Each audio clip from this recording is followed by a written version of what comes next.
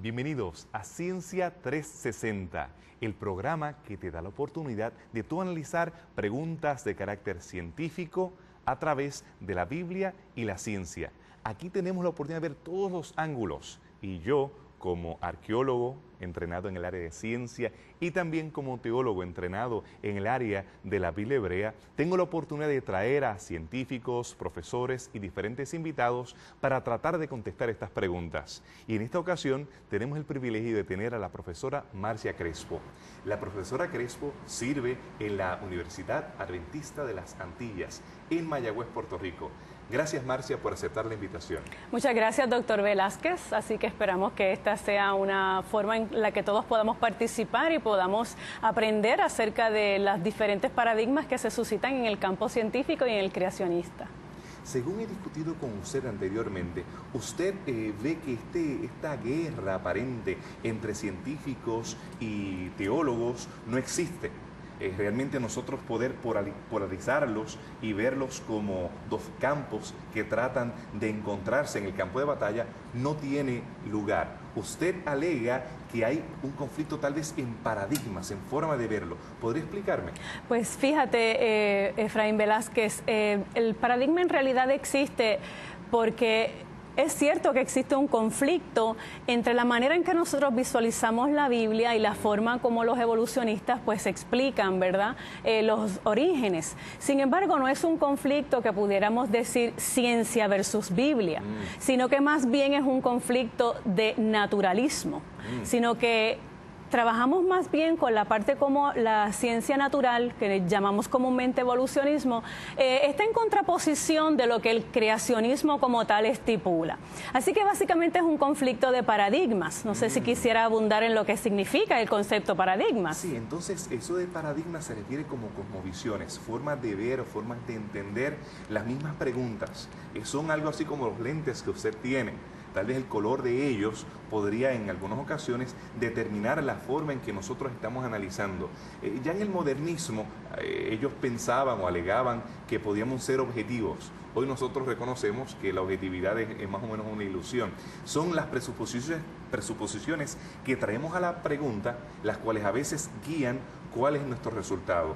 Y cuando hablamos acerca de la palabra, por ejemplo, evolución, muchas personas entienden la palabra evolución de acuerdo a la definición que ellos tenían de la misma. ¿Usted me podría explicar qué es evolución para usted? Pues fíjate, evolución tiene varias formas de visualizarlo y dependiendo de, como acabas de mencionar, las diferentes posturas, pues tiene diferentes definiciones. Evolución simplemente es un cambio con el que estamos de acuerdo todos, porque obviamente nos damos cuenta de que cambiamos, somos transformados. Otra de las definiciones de evolución se refiere más bien a la variación genética.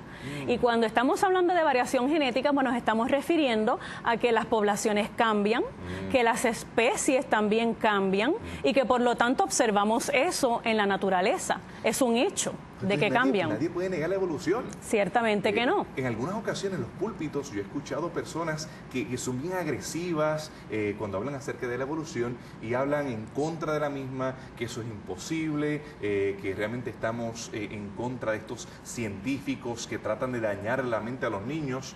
Es evidentemente no su postura, porque entiendo que evolución existe a nuestro alrededor.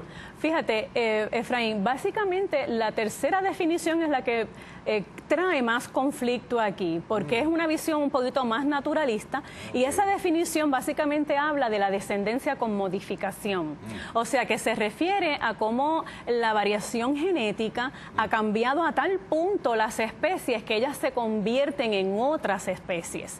Y entonces de ahí pudiéramos englobar esa definición en lo que llamamos macro macroevolución.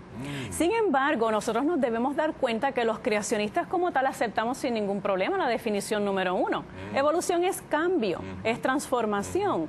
Inclusive aceptamos la postura número 2 también, porque nosotros entendemos que hay variación genética y que Dios no creó las especies fijas. Así que el concepto de fijismo que se intentó y se logró, ¿verdad?, introducir en el campo creacionista, pues realmente ha sido un error. De manera que nos damos cuenta que visiblemente y a través del método científico demostramos que sí las especies cambian. Ahora bien, con lo que no estamos totalmente de acuerdo es con la última definición, en donde saltamos de una especie para convertirla en otra totalmente diferente. Y en esa postura no observamos eso en la naturaleza. Ni siquiera se le ha podido aplicar el método científico para poder determinar que realmente las especies están cambiando. Y esa última, donde se habla del potencial hereditario, ese potencial genético que se hereda demuestra más que hay diseño inteligente. Y entonces en ese sentido nos damos cuenta de que si fuéramos a decirlo en palabras sencillas, los creacionistas estamos de acuerdo con la microevolución. Y a eso se refiere básicamente a que las especies sí son transformadas, que el ambiente tiene un efecto sobre esa transformación genética y que la podemos observar en la naturaleza. Entonces, usted tiene problemas con la evolución darwiniana. Estamos hablando de esa macroevolución y tal vez Darwin trabajó en el siglo XIX, cuando él fue a Galápagos y él observaba estos pajaritos que eran similares, plantas, vemos reptiles, pero tenía el acceso a potentes microscopios o al ADN o a estos estudios, ¿o era superficial su observación? Fíjate que fue bien interesante. Darwin hizo un trabajo excelente en términos de que él hizo muchas observaciones que pudieron ser corroboradas en forma escrita, que eso es uno de los datos bien importantes que recomendamos que un buen científico haga, ¿verdad? Hacer sus anotaciones para tener evidencia de estas anotaciones. Y resulta bien interesante que al mismo tiempo pudiéramos entender que la teoría cromosómica estaba también surgiendo a la misma vez, pero realmente no coincidieron. Así que los trabajos que hizo Gregorio Mendel, que trabajaban específicamente con el área de cómo estas variaciones genéticas se heredan, pues Darwin no tuvo acceso como tal a estos postulados. Así que mi conjetura es que quién sabe cómo hubiese cambiado este asunto de promoción del evolucionismo si Darwin hubiese tenido a la mano acceso exacto a estos datos que ahora la ciencia los acepta como reales. Y ni siquiera Gregorio Mendel pudo presenciar, ¿verdad?, que él hizo una contribución grandiosa a la ciencia. Así que dentro de este marco, pues entendemos que sí existe este aparente conflicto. Y entonces nosotros debemos observar todas estas variedades de plantas y animales y reconocer que unas son más pequeñas, unas son más grandes, tenemos algo de diversidad en ellas, pero según usted nunca se ha podido observar algún cambio de una especie a la otra, de un cambio radical de un conejo a un gato o alguna especie que realmente cambie de familia. ¿Eso no se ha observado? Pues fíjate, no se ha observado, pero los evolucionistas sí estipulan que dentro del registro fósil aparecen estas trascendencias. El registro fósil es un tema completamente aparte, pero pudiéramos introducir aquí un poco acerca del registro fósil y darnos cuenta de que existe dentro del registro fósil unas inconsecuencias que no dan a un pie fuerte, ¿verdad?, para nosotros poder entender y poder comprobar más allá de toda duda razonable que esto es correcto. Así que tenemos todavía una inestabilidad en el registro fósil que pudiera demostrarlo. Sin embargo, teóricamente sí pudiéramos demostrarlo. Nosotros sabemos que tenemos el proyecto de genoma humano y que ese proyecto básicamente lo que quiere es determinar cuál es la secuencia de todos nuestros genes, asimismo con toda la secuencia de los organismos. Así que si pudiésemos demostrar científicamente que el organismo cambia y se convierte en otro totalmente diferente, tendríamos que primero hacer un análisis genético de todo su genoma y establecer entonces con el nuevo organismo al que le estamos atribuyendo que ascendió o descendió de él, todas las características que tiene, entonces anotar los cambios que han ocurrido en los genes. Eso obviamente es un trabajo colosal que nosotros no podemos hacerlo básicamente porque no se ha hecho ese proyecto a nivel global de todos los organismos.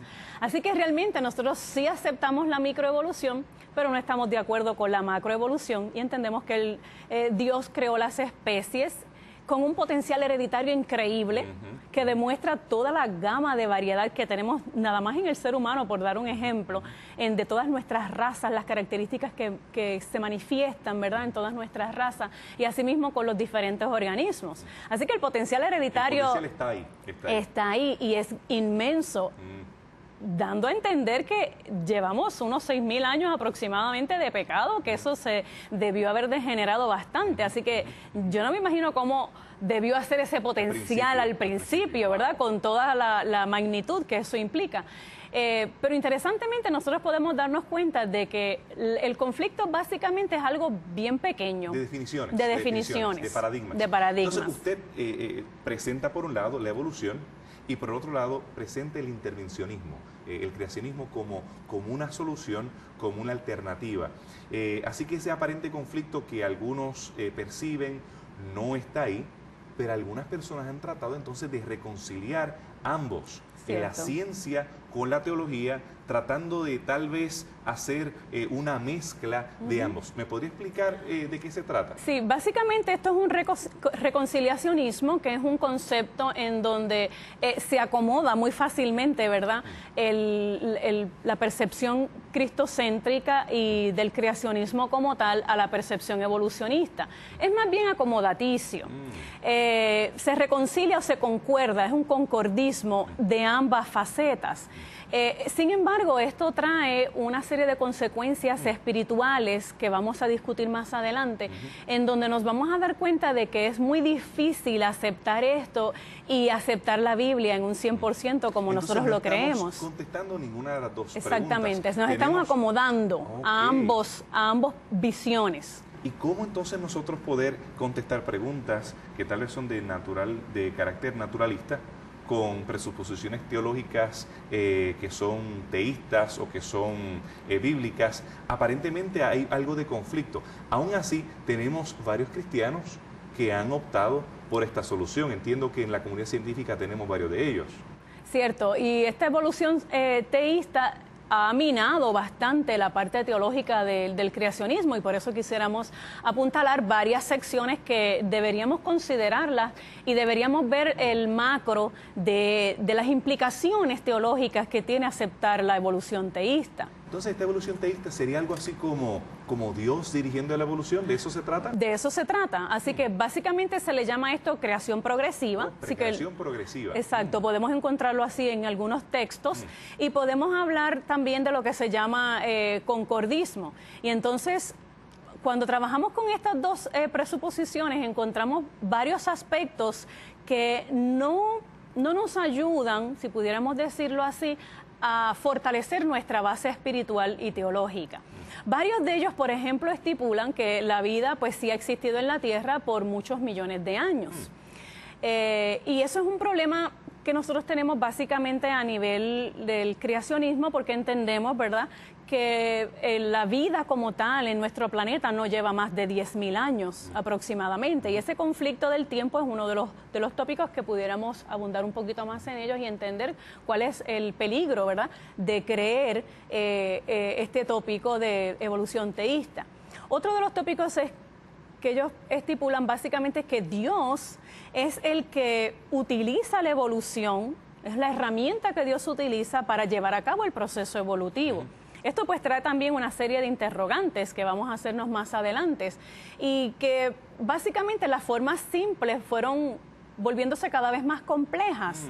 Y utilizan, por ejemplo, la selección natural como una base, ¿verdad?, para explicarlo, lo que se llama la lucha por la sobrevivencia o la supervivencia del más apto, o solo el fuerte sobrevive, ¿verdad? El fuerte sobrevive, sí. Como lo decimos comúnmente. Sí. También habla de la predación, la relación depredador-presa, y esta pues es un tópico bastante controversial, y habla del sufrimiento, o sea, cómo Dios utiliza el sufrimiento para introducir la muerte de las especies, crear un balance ecológico, y es lo que estamos observando en el mundo actual. Así que por eso se concuerda, ¿verdad? Se trata de reconciliar lo que observamos con lo que la Biblia estipula. Inclusive se entiende que Dios utilizó este mecanismo para introducir y quitar la vida según Él consideró que fuese la mejor opción. Así que no va tanto como Adán y Eva y de ahí en adelante lo que nosotros normalmente consideramos, sino que va a creaciones preadámicas. Entonces, este paradigma es diferente, porque según los creacionistas, ellos alegan que hay un mundo perfecto, establecido al principio, Adán y Eva, animales perfectos, fauna, flora perfecta, y que entonces hay un proceso de degeneración. Pero según usted me explica, es todo lo contrario. Hay un proceso de mejoramiento, de progresión, que según ellos entonces es dirigido por Dios. Hay muerte que va progresando poco a poco hasta el estatus que estamos ahora. ¿De eso se trata entonces? Sí.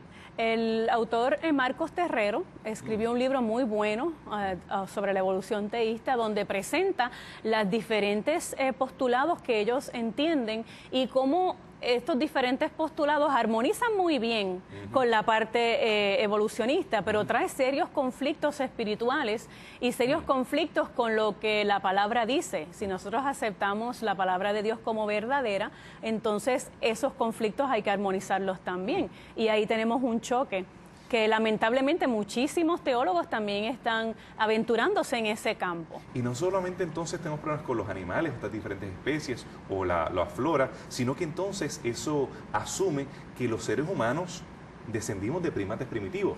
Exacto.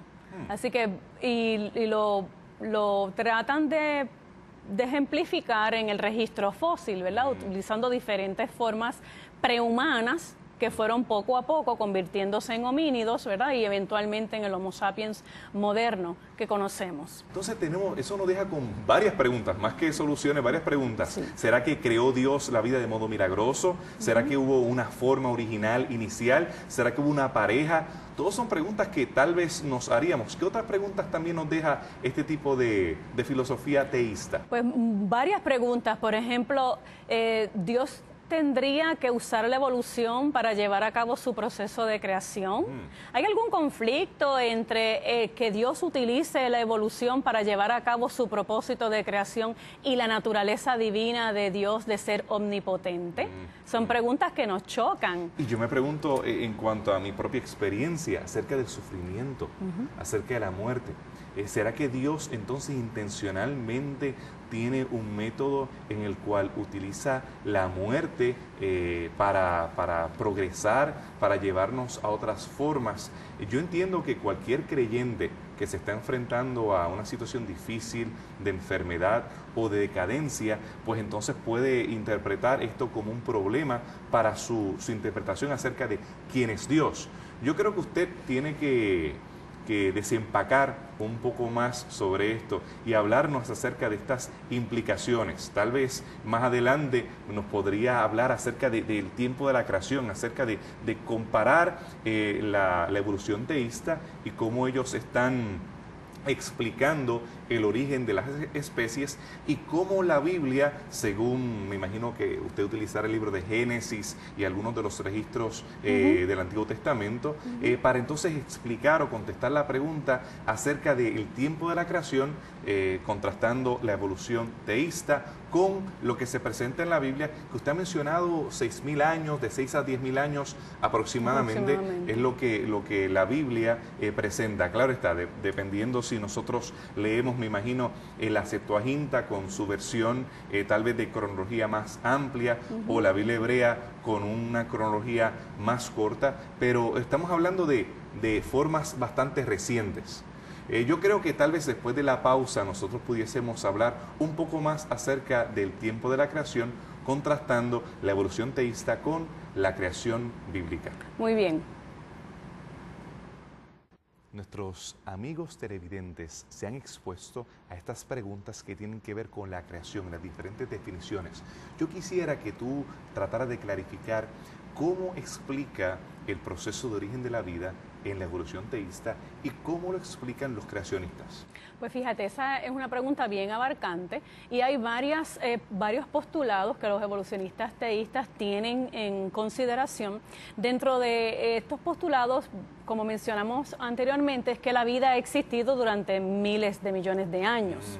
Y básicamente ellos evidencian esto con la geología, ¿verdad? Con el estudio de la Tierra, de las capas terrestres, con la columna geológica, que son, exacto, el registro fósil es una serie de capas en donde se observan fósiles en las diferentes eras geológicas.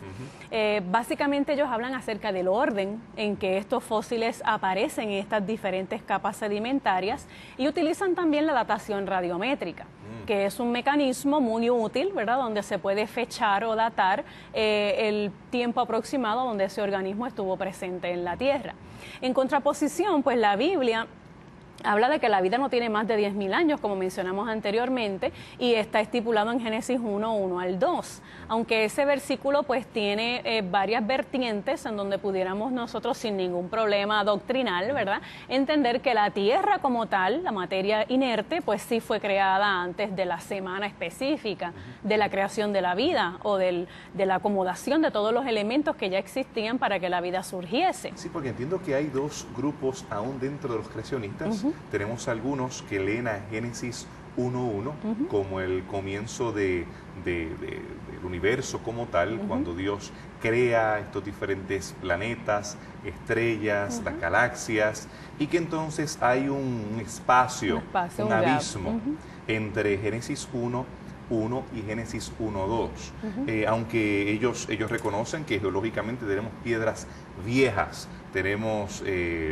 datación de material inorgánico que es muy antiguo, de millones de años. Pero entiendo que eso no entra en conflicto. Ellos no son creacionistas teístas. No. Ellos son creacionistas de 7 días de 24 horas consecutivas. Exacto. La única diferencia es que ellos creen que hay un espacio entre ambos, pero entre Génesis 1:1 y Génesis 1:2. Pero los podríamos clasificar dentro del mismo campo. Sí. Son personas que tienen en alta estima la Biblia y ninguno de ellos tiene ningún problema doctrinal con que Dios los creó perfecto. Eso es correcto, y entonces como no es doctrinal, pues no tiene ninguna implicación, ¿verdad?, dentro de nuestra situación eclesiástica. Sin embargo, en Job 38, 4 al 7, si leyéramos ese texto, ahí parece indicar, ¿verdad?, como que la Tierra como planeta pues sí existía mucho antes de la creación de la vida. Pudiéramos volver a repasar un poquito eso, Job 38, 4 al 7. Y eso es en contraposición de lo que la evolución teísta pues está estipulando, ¿verdad?, en ese sentido. Y aún Job, cuando presenta la creación de las estrellas, la galaxia y demás, no necesariamente está asumiendo la creación de vida aquí en la Tierra, sino que, según entiendo el texto, pues entonces presenta a un Dios creador, presentando diferentes astros, diferentes mundos, y más adelante entonces yendo a los mismos para crear. Así es la forma que lo lee la mayoría de los creacionistas. Así es. Sin embargo, los creacionistas que son evolucionistas, teístas, pues creen un poquito diferente, porque recuerda que ellos armonizan, ¿verdad?, la evidencia científica y lo que los evolucionistas creen como tal en términos naturalistas. Así que otro de los postulados que ellos utilizan, como dijimos anteriormente, era el registro fósil. Por lo tanto, se entiende que ese registro fósil se formó, ¿verdad?, a partir de millones de años, y donde hubo una evolución que tiene que ver con evolución biológica, o sea que los seres vivos cambiaron, se fueron transformando y fueron quedando impregnados en las diferentes rocas y otros métodos de fosilización que conocemos, y también a través de la evolución geológica como tal. Sin embargo, una parte de este gran registro fósil entendemos como creacionistas que se formó durante el gran diluvio, lo que consideramos, ¿verdad?, el diluvio universal, o lo que llamamos comúnmente el diluvio de Noé. Y entonces, como creacionistas, entendemos que esa gran parte de la fosilización ocurrió en ese tiempo, en ese mecanismo. El tema de Génesis 1, por lo que usted escribe, está bien atado al resto de Génesis hasta el capítulo 11, me imagino. Estamos hablando de esta prehistoria, según la Biblia, en la cual estamos atando el tema de la creación juntamente con este cataclismo, esta catástrofe que la Biblia la registra como un diluvio. Los temas son casi inseparables, entiendo, entonces, para tanto los evolucionistas teístas como para los creacionistas. Claro, porque los creacionistas entendemos que el diluvio universal pues surgió, ¿verdad?, en el momento en que Noé y su familia, como lo describe la Biblia, estuvieron salvando el planeta, ¿verdad?, lo cual no ocurrió porque solamente fueron 8 personas que se salvaron. Sin embargo, en la parte evolucionista se ha evidenciado diferentes catástrofes, que obviamente no utilizan el concepto diluvio, ¿verdad?, pero simplemente catastrofismo se refiere a un evento magnífico, sobrenatural, y que marcó en un momento dado, ¿verdad?, la pérdida de miles y miles de especies que quedan entonces guardadas como fósiles y como evidencia de que sí ocurrió una catástrofe. Y entiendo que usted ha estado en este tipo de conversación con evolucionistas teístas en reuniones en las cuales se han podido entonces presentar ponencias, papeles, diferentes estudios. Tenemos entonces creacionistas que son como su área biólogos, tenemos geneticistas, tenemos geólogos, tenemos astrónomos y demás que ellos tienen su voz, ellos dialogan y juntamente en el mismo espacio con personas que son evolucionistas puros y también estos evolucionistas teístas, que algunos de ellos inclusive son parte de iglesias, de diferentes instituciones académicas. Ustedes en este tipo de dinámica, ¿tienen un diálogo o cada uno, como el caso de a veces en la calle o las iglesias, en algunos otros contextos que no se hablan? Pero en el caso de ustedes los científicos, ¿ustedes tienen algún tipo de diálogo? Yo creo que sí, que eso se da en diferentes foros y nosotros como creacionistas respetamos muchísimo a los naturalistas, a los evolucionistas, porque son personas muy profesionales que toman muy en serio la herramienta del método científico para investigar y que sus conclusiones básicamente son iguales a las nuestras, acercándonos a la verdad. Lo que queremos hacer es eso. Ciencia pura para un creacionista científico es utilizar el método científico para aprender, para llegar a un conocimiento. Y ambos utilizamos las técnicas, ¿verdad?, de la misma manera. Que tengamos unos conceptos diferentes en términos espirituales, pues ya eso quizás nos separa en el sentido de que mis ponencias espirituales yo las manejo espiritualmente, mientras que las científicas las manejo científicamente. Y esto es una de las cosas que nosotros quisiéramos ¿verdad?, dar a conocer, que no tenemos que estar en un conflicto de guerra abierta, porque eso no es necesario. Ambos, ¿verdad?, somos personas que estamos trabajando para el mismo fin, y el fin es conocer la verdad, acercarnos lo más que podamos a lo que es la realidad. Y el método que utilizamos es el método científico. Usted va a tener que volver, porque nosotros tenemos que definir, ver las implicaciones, las consecuencias de la evolución teísta, y yo quiero que usted venga próximamente para nosotros poder dialogar más acerca de este tema. Muchas gracias.